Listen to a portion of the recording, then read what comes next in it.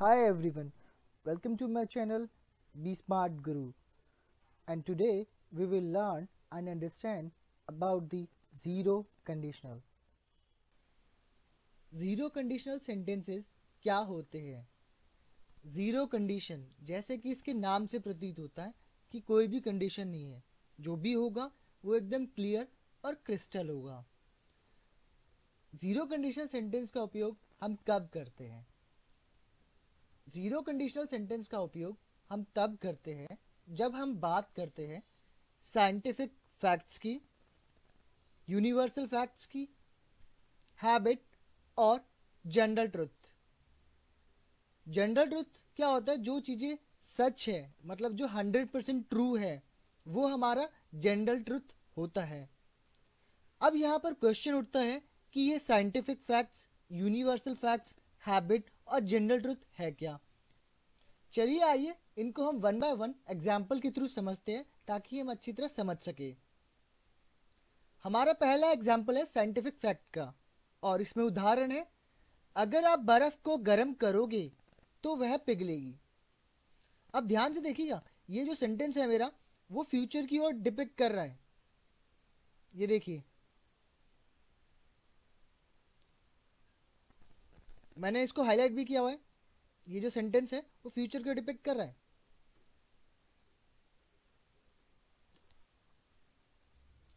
लेकिन ये कोई फ्यूचर टेंस नहीं है, ये एक साइंटिफिक फैक्ट है हमारा, राइट? अगर आप बर्फ को गर्म करोगे तो वह पिघलेगी, इसमें कोई कंडीशन नहीं है, ये एकदम ट्रू है, 100% साइंटिफिक फैक्ट।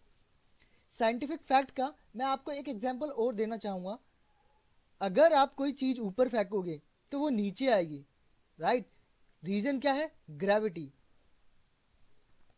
तो इस तरह के सेंटेंस को हम किस तरह ट्रांसलेट करेंगे वो हम सीखेंगे वन बाय वन। लेकिन सेंटेंस को सीखने से पहले हम उनके रूल जान लेते हैं। चलिए आइए एक बार रूल देख लेते हैं। ज़ीरो कंडीशनल सेंटेंस का हमारा जो पहला रूल है वो है इफ क्लाउज और मेन क्लाउज दोनों ही हमारे प्रेजेंट टेंस में होंगे, राइट? नेक्स्ट रूल है हमारा, इफ क्लाउज में हम विल और शैल का प्रयोग नहीं करते। मैंने अपने लास्ट वीडियो में भी बताया था कि इफ क्लाउज क्या होते हैं और कंडीशनल सेंटेंसेस क्या होते हैं डिटेल में। उसके लिए आप मेरा वीडियो देख सकते हैं और मैंने डिस्क्रिप्शन में उसका लिंक भी डाल रखा है, तो आप वहां से भी आप चेक कर सकते हैं कंडीशनल सेंटेंसेस क्या होते हैं। नेक्स्ट रूल है हमारा, कुछ कंडीशंस में हम इफ की जगह व्हेन का भी प्रयोग करते हैं। चलिए आइए अब देखते हैं कि हम ट्रांसलेट कैसे करते हैं। अब हम साइंटिफिक फैक्ट वाला एग्जाम्पल ले लेते हैं जो हमने अभी डिस्कस किया था। एग्जाम्पल था हमारा, अगर आप बर्फ को गर्म करोगे तो वह पिघलेगी, राइट? और ये एक साइंटिफिक फैक्ट है, ना ही कोई कंडीशन है, मतलब ज़ीरो कंडीशन। अब इस सेंटेंस को हम कैसे ट्रांसलेट करेंगे? क्योंकि ये ज़ीरो कंडीशन है, तो ज़ीरो कंडीशन का भी एक सेंटेंस का स्ट्रक्चर है। एक बार सेंटेंस के स्ट्रक्चर को हम देख लेते हैं। इफ या व्हेन प्लस प्रेजेंट सिंपल। अब प्रेजेंट सिंपल का जो स्ट्रक्चर है वो क्या होता है? सब्जेक्ट वर्ब की फर्स्ट फॉर्म एस या E S plus object, right? और ये हमारा क्या कहलाता है? ये हमारा कहलाता है इफ क्लाउज। और ये वाला जो भाग है वो हमारा कहलाता है मेन क्लाउज। और हमने अभी रूल पढ़े थे, उसमें बताया गया था कि इफ क्लाउज और मेन क्लाउज हमारा प्रेजेंट टेंस में होगा, दोनों की दोनों। अगर हमारी कंडीशन सच है तो वो जो दोनों भाग है हमारे, इफ क्लाउज और मेन क्लाउज, दोनों ही हमारे प्रेजेंट टेंस में होंगे, राइट? चलिए आइए अब ट्रांसलेशन करना सीख लेते हैं। हमने इस सेंटेंस को कैसे ट्रांसलेट किया है? हमने किया है if you heat the ice it melts. चलिए अब इसको एनालिसिस करते हैं कि ट्रांसलेशन कैसे हुआ है। चलिए अब हम एनालिसिस कर लेते हैं कि ये सेंटेंस हमने कैसे ट्रांसलेट किया। लेकिन हमें एक बात ध्यान में रखनी होगी कि ये जो सेंटेंस है हमारा वो प्रेजेंट टेंस में कन्वर्ट होगा, ना कि फ्यूचर टेंस में, क्योंकि ये एक ज़ीरो कंडीशनल सेंटेंस है। अब आप ज़ीरो कंडीशनल सेंटेंस के साथ साथ प्रेजेंट सिंपल टेंस कैसे ट्रांसलेट करते हैं वो भी सीख जाएंगे। चलिए आइए देखते हैं। सबसे पहले हमें जो भाग यूज़ करना है वो यूज़ करना है इफ़ या व्हेन का। अब देखिए हमारा जो सेंटेंस है इतना, राइट, इसमें अगर, अगर को मैं इंग्लिश में क्या कहता हूँ, इफ़, राइट। उसके बाद हमें ये वाला पार्ट यूज़ करना है प्रेजेंट सिंपल, मतलब अब हमें यूज़ करना है सब्जेक्ट। अब इस भाग में देखिए कि हमारा सब्जेक्ट क्या है। सब्जेक्ट है हमारा, सब्जेक्ट है हमारा आप, और आपको इंग्लिश में क्या कहते हैं हम, यू। अब हमें यूज करना है वर्ब की फर्स्ट फॉर्म के साथ एस या ई एस। अब हमारा इस भाग में वर्ब क्या है, गरम करना। गरम करना को क्या कहते हैं इंग्लिश में, हीट, राइट। अब हमारा बचा ऑब्जेक्ट।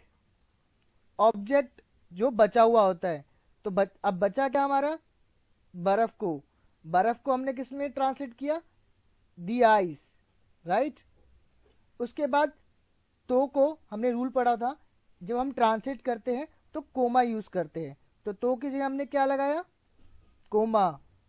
उसके बाद फिर ये कह रहा है कि जब ये इफ क्लाउज खत्म हो जाता है, जो हमारा मेन क्लाउज है ये वाला, वो वाला भाग भी हमारा प्रेजेंट टेंस में होगा, तो उसमें भी सेम सब्जेक्ट होगा। सब्जेक्ट हमारा क्या है, यह है। सब्जेक्ट क्या है इसमें हमारा, यह है, और यह को क्या कहते हैं, इट। पिघलेगी मतलब मेल्ट। अब यहां पर एस क्यों लगाया, क्योंकि इट आ गया, ही शी इट, और नाम के साथ थर्ड पर्सन के साथ हम एस लगा देते हैं, तो इट मेल्ट्स। तो हम इस तरह ट्रांसलेशन करते हैं। मैंने आपको ये भी बता दिया जीरो कंडीशन सेंटेंस में हमारा स्ट्रक्चर क्या होता है, प्लस बेसिक जो टेंस है वो भी आपको समझा दिया। इसके अलावा इफ सेंटेंस की और भी कंडीशन है, हम आगे देख लेते हैं, लेकिन वहां पर हम ब्रीफ में पढ़ेंगे। इस सिनेरियो में बताया गया है जीरो कंडीशनल सेंटेंस का उपयोग हम इंस्ट्रक्शन देते समय भी करते हैं, अगर मेन क्लाउज हमारा इम्पेरेटिव में हो। आई गेस अब तक आपको पता चल गया होगा मेन क्लाउज और इफ क्लाउज क्या होते हैं। अगर आपको नहीं पता तो आप मेरा जो वीडियो है वो जाके देख सकते हैं, और मैंने डिस्क्रिप्शन में इसके लिए एक लिंक भी डाल दिया है, तो आप वहाँ से भी इफ क्लाउजेज और मेन क्लाउजेज के बारे में जानकारी ले सकते हैं। अब यहाँ पर क्वेश्चन उठता है इम्पेरेटिव क्या है, राइट। चलिए इम्पेरेटिव के बारे में भी जान लेते हैं। इम्पेरेटिव ऐसे सेंटेंस होते हैं जिसमें रिक्वेस्ट, एडवाइस, सजेशन, कमांड आदि का प्रयोग किया जाता है, और अक्सर इस तरह के सेंटेंस में जो सब्जेक्ट है हमारा वो मिसिंग रहता है, और सेंटेंस की शुरुआत हम वर्ब से करते हैं। चलिए इसको एक एग्जाम्पल के थ्रू हम समझ लेते हैं। एग्जाम्पल है हमारा, यदि राम आपको फोन करता है तो उसे सिनेमा में मिलने के लिए कहो। अब इस सेंटेंस का एक बार हम स्ट्रक्चर देख लेते हैं।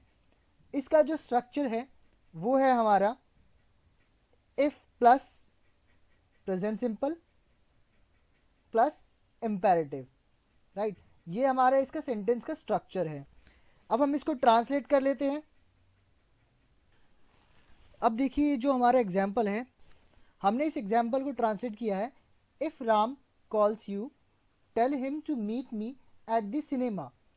हमने इस स्ट्रक्चर के अनुसार ये वाला जो सेंटेंस है वो ट्रांसलेट किया है। चलिए आइए हम एनालिसिस कर लेते हैं। सबसे पहले हमें यूज करना है if plus present simple, right. अब यहाँ पर देखिए, यहाँ पर आया है यदि राम आपको फोन करता है, तो हमने इसको इंग्लिश में ट्रांसलेट किया if Ram calls you, right. उसके बाद तो की जगह हमने यूज किया कोमा। अब ध्यान से देखिएगा, अब हमें इंपेरेटिव यूज करना है। अब ये वाला जो पोर्शन है हमारा, उसे सिनेमा में मिलने के लिए कहो, इसमें सब्जेक्ट मिसिंग है हमारा, उसकी जगह आया हुआ है प्रोनाउन उसे।